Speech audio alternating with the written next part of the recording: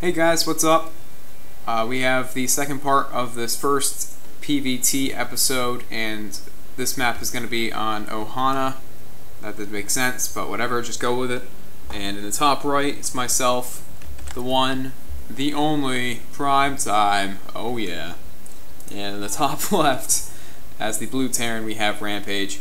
And I am the red Protoss, by the way, in case I didn't say that.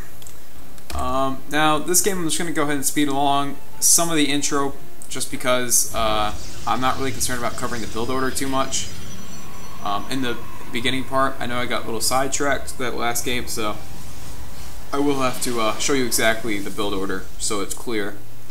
But this particular game is just a showcase sort of what builds can give you trouble, and also a different scenario that may be thrown your way when you're doing this sort of tech rush, if you will, into Colossus.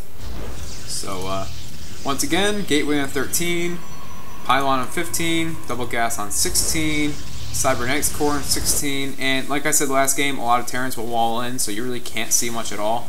So I don't know if he's got like a line of barracks back here, or if he's got a command center building. I don't know what's going on. And that's just one of the difficulties in this matchup. So let's go ahead and slow it down a little bit. We can see once again I'm chronoing out workers per usual. And now what is very important, and I cannot stress this enough, even though I probably can, but it's just a saying. All right, don't laugh at me, okay? But the main weakness of this build, I would say, is if your opponent does a really like sort of cheesy all-in one base push. And the reason is because not only do you skip your first zealot, and not only do you only get a sentry, just one sentry out, after that, the build is to get zealots. So if you don't scout your opponent and you don't know what's going on, you can literally just get like Marines Marauders in your face, and that's basically GG. And the way to stop this, I should probably be going over some of the build. So this game I actually do something different than the last game. I go ahead and get the Robo Bay before, or the Robo Facility before the third Pylon. Oh no I don't, okay, I put the third Pylon here. I will go over that in a second, but okay, so Pylon, third Pylon into Robo, and then chrono out workers as well. So, and now the zealot production is starting. You really do not you do not need early zealot production if you're sure your opponent isn't rushing you. But so, and the opponent is going to go for an early command center. We can see he got it down. He started this about the 4-minute mark. And the Robo Facility is just about finishing up. So what I will be doing is continuing zealot production. And you can see I'm getting ready to throw down the Robo Bay right here. And you do want to spread out your buildings, because if one scan comes and he gets a good scan off, he can see all of your tech, and that would not be good. But Observer first, and I would actually recommend waiting to chrono boost this until the warp prism starts building, and I'll show you why right now, because look, I don't have enough money for the warp prism, and I've basically wasted the chrono boost, because there's no need to rush this out. The point of chrono boosting this is to get these warp prism and and observer out a little bit earlier, so that way once your Robo Bay finishes, you can just immediately start Colossus production. So that's why I would recommend getting Observer first, and then waiting until you start your Warp Prism to chrono that. Anyway, enough said about that. Now, about the proxy pylons, you can see I already have 3 going down on the minimap here. I would definitely wait until the 4th or 5th pylon to start throwing down proxy pylons, and the reason is, I'm not even sure if he's seen this. Okay, he has seen this. But if you're playing against a good opponent, they're going to check around for proxy pylons every now and then, and the earlier you put your pylons down, like if it's so early where it's unnecessary, then you run the risk of losing them, and there's really no reward that can come of putting it out so early anyway. So if that made any sense, then sweet. Otherwise, all you need to know is just don't put pylons down too early, although you do want proxy pylons.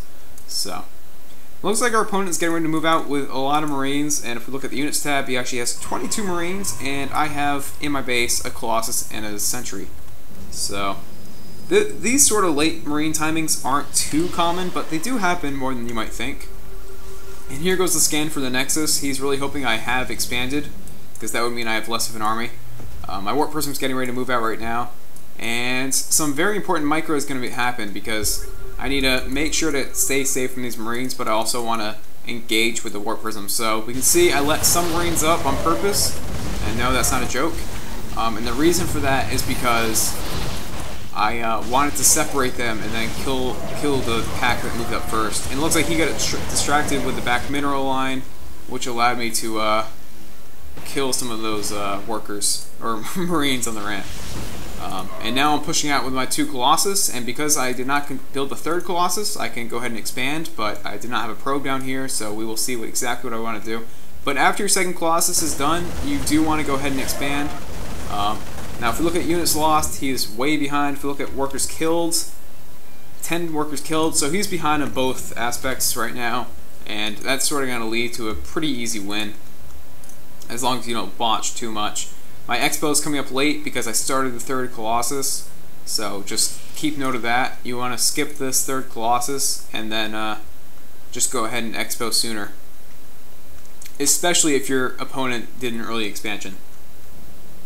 Now, I know I didn't talk about the importance of scouting too much, but basically if your opponent is doing an all-in, it's going to be very difficult to hold with, even when you have like a Colossus out already. And the reason is because you just don't have a lot of units, and typically when your opponent does a cheesy all-in, you're not going to have your Colossus out. So, I mean, the problem becomes you have so few gateway units against bio units that you need to see that rush coming as soon as possible with vision of the towers and whatnot. Otherwise, you're just going to lose straight up. So just keep note of that. Also, another build that's very hard to sort of fight against with this sort of builds that you're seeing right now is that if your opponent goes for a double starport cloak banshee play, the problem isn't that you don't have detection because, I mean, you get an early observer, and I would actually recommend getting a 2nd observer if you do see cloak banshees. But if you see double starport cloak banshee, I would highly recommend Phoenix.